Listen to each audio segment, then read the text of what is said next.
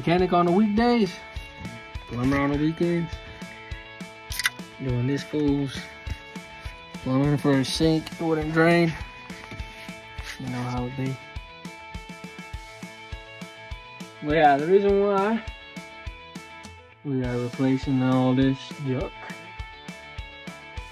is there's a bunch of crud in the old piping, and we thought it better just to replace it with new and level it properly. You can see the old cast iron crud, your water line, old shit, you know. Oh, work my way this way. Oh, no crap, duct tape. What? I guess it don't fix everything. There's duct tape. Junk. Work my way downtown, crawling slow.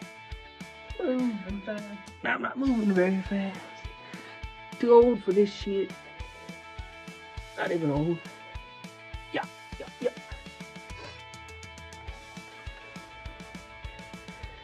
That is why we're replacing all the pipes.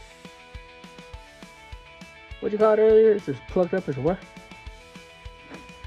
It look like they got a smoker's lung right there. Junk. Get there soon. Ah. Right there is your main sewer.